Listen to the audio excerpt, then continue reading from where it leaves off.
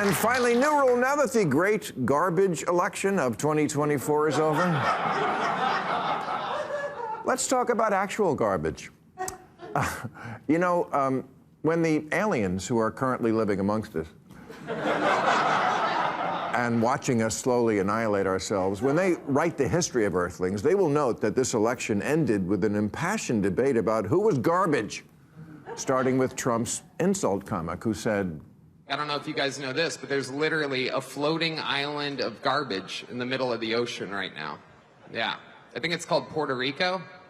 well, then it was on. Liberals said that was racist, and the Trump's people heard that and said, oh, then I like it.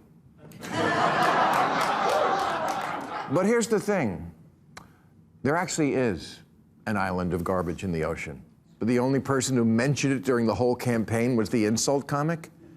I don't know what AI would say if you asked it what was actually the most important issue of our time, because I don't want that nosy little bitch in my phone.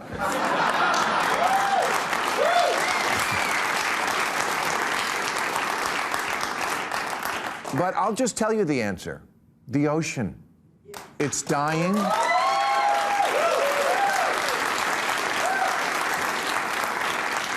It is dying. We're killing it, and we can't live without it. We might be able to invent our way out of the mess that we've made of the atmosphere. There are promising new technologies for capturing carbon, but the oceans, that is a whole other kettle of dead fish. And this island of floating garbage that politicians dare not speak its name, it's actually two. The Great Pacific Garbage Patch, which is 3 times the size of France, a country large enough to accommodate Gerard Depardieu.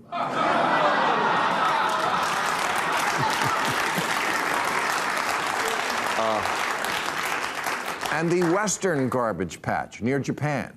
And they're not actually islands. There's nothing in them big enough for Kate Winslet to float on. It's not like we could fix this by sending an army of volunteers out there to pick up your intact water bottles. Truth is, no one really knows how big the garbage patches are because most of it is under the surface.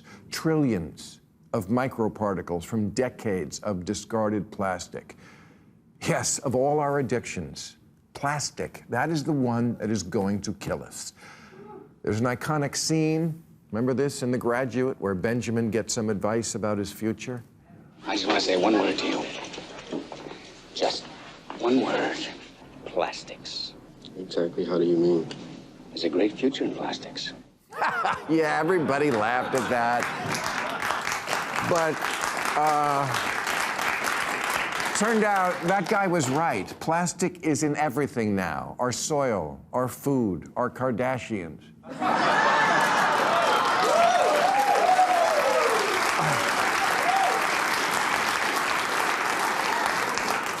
It's in all of us. Humans now consume the equivalent of a credit card of plastic every week because we eat the fish that eat the plastic, and we eat pigs and chickens that eat fish that we feed them.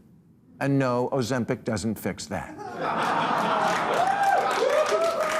So I know this may seem off topic for a week that was all about politics and so many other things, democracy and the economy and racism, sexism, all important issues. But, you know, the frog in the proverbial slow-boiling pot isn't getting any younger or cooler. Today's oceans contain only 1/10 of the marlin and tuna that lived in them 80 years ago, which may be why the tuna sandwich at Subway is mostly Miracle Whip and hair.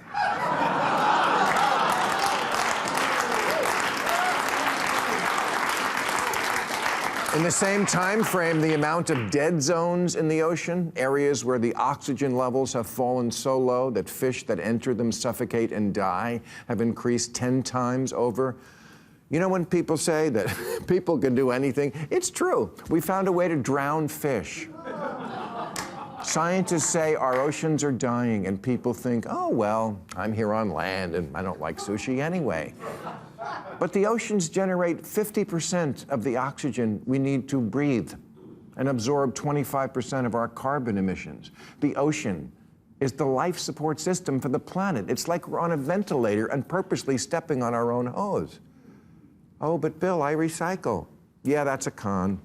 It's been studied. Only 9% of the plastic ever produced has been recycled. Recycling is just a way for us to feel good about using plastic because yours never ends up in the ocean. Oh no, yours gets turned into Crocs and dildos and eco-friendly bird feeders.